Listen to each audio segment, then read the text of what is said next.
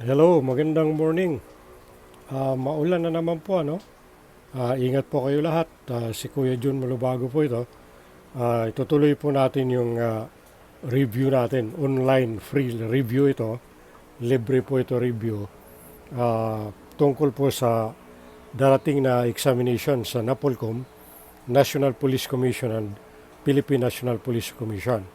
Ngayong darating po na November, not October, November 23 and 24, 2024. Tatlo po yung examination nila, yung Police Executive Service Eligibility para po ito para sa mga police colonel up to the police general. Ngayon sa entrance examination po, tungkol naman doon sa mga civilian nagnanais at maging membro ng police force of entrance po ito, at saka doon sa promotional exam. Doon po sa promotional exam, doon sa active duty na po. Kung halimbawa patrolman kayo, patrolwoman, gusto niyo maging sergeant o sergeant to captain, captain to major, to lieutenant colonel, dito po yan sa promotional examination. So magbibigay po tayo ng review tungkol sa general information and history. At saka mayroon tayo ginawa na review kahapon tungkol naman sa 1987 Philippine Constitution. Ito na po yung mga tanong at sagot. What is considered as the basic autonomous and social institution? What is considered as the basic autonomous and social institution? The answer is family. Yun po yung basic autonomous and social institution, family. And the state recognizes the vital role of the youth in nation building and shall promote. Ito po yung the state recognizes the vital role of the youth in nation building and shall promote, number 1, their physical well-being.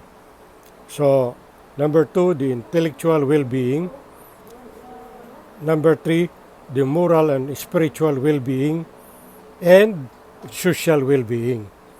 So, yung estado, rini-recognize po yung rule ng mga bata natin. Okay, in nation building. They will promote the physical well-being, the intellectual well-being, the moral and spiritual well-being, and the social well-being. Now, the next question.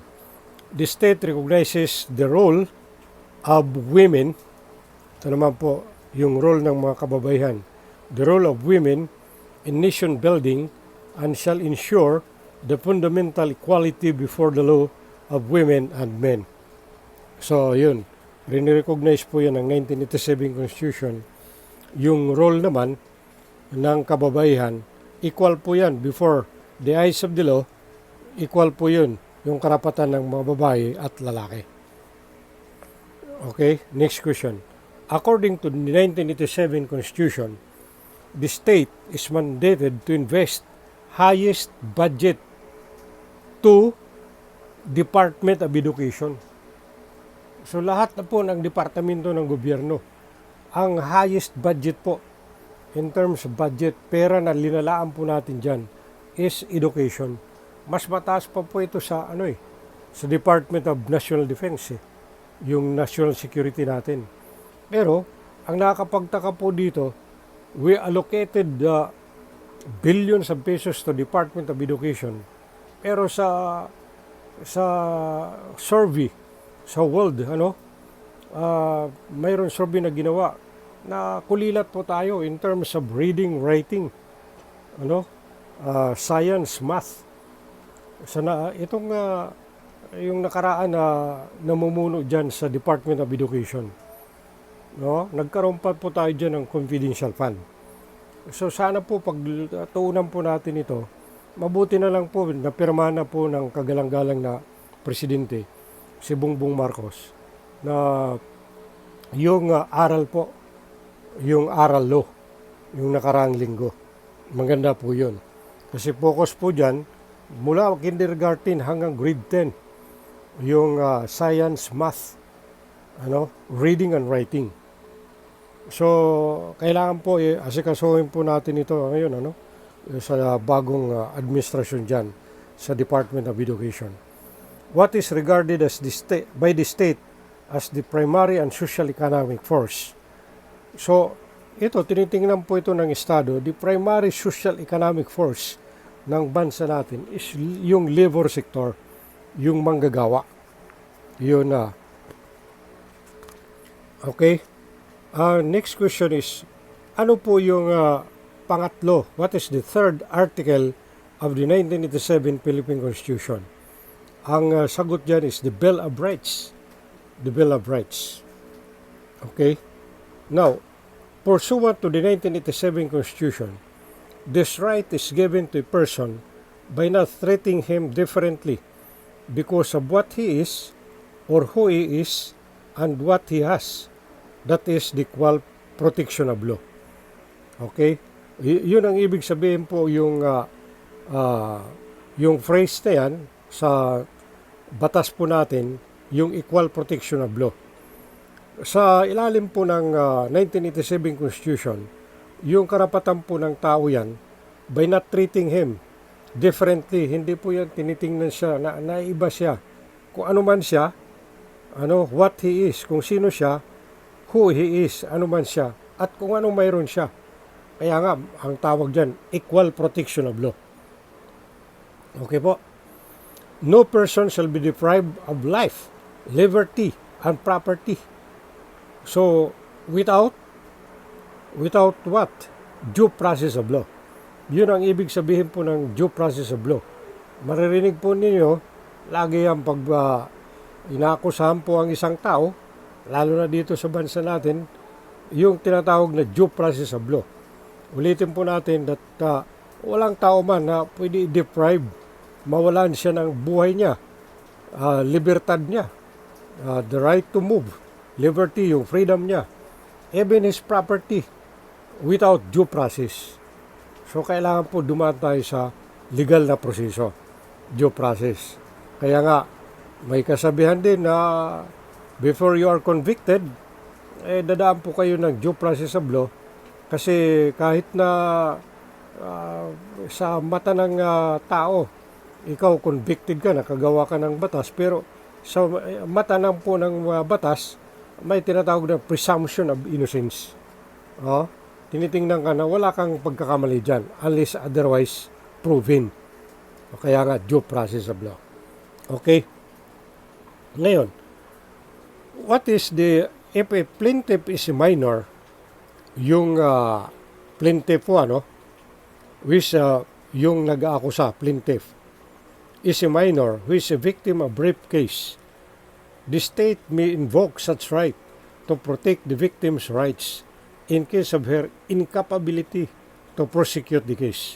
Halimbawa, ihemplo dito yung na-rape kunyari, 12 years old, 13 years old, papasok po dyan yung Estado para proteksyonan po yung minor's rights. Because of, ang reason po dito, yung incapability, hindi pa niya kaya na to prosecute the case. Ang tawag po dyan sa batas is parens patria. Okay, parens patria. Now, next question. What is the law which provides for the rights of a person arrested under custodial investigation? Ano po yung batas na nagbibigay ng karapatan ng tao kung siya inaresto at sa ilalim po ng tinatawag na custodial investigation? Nangyari po yan dito sa police force natin or sa NBI for that matter. Yun po yung batas ng Republic Act or RA 7438. So ano yun po? Republic Act 7438, it is a law which provides for the rights of a person arrested under custodial investigation. Okay. Next question. Kasi mahaba na rin yung vlog natin. What are the facts and circumstances antecedent to the issuance of warrant of arrest and search warrant sufficient in themselves to induce a cautious man to reply upon them and act in pursuance thereof. Ano po yung mga nangyayari o pangyayari bago ilabas, i-issue yung warrant of arrest or search warrant na sufficiente, na yung isang isang cautious man, pag-iisip niya na yung yung nasa isip nila na ihahabla, mayroon yan, talaga nangyari yan. Ang tawag po dyan is probable cause. Probable cause. Kaya nga, kung mayroon na mga krimen nangyayari, bago yan mapunta po yan sa korte, bibigay muna yan. Isasubmit muna yan, isasubmit mo yan sa piskalya. Ang tawag po yan sa fiscal prosecutors, kung sa lower court prosecutors, kung dito naman isinampad sa Department of Justice, yung mga tinatawag na state prosecutors. So it is a facts and circumstances antecedent to the issuance of the warrant of arrest and search warrant sufficient in themselves to induce a cautious man to reply upon them and act in pursuance thereof.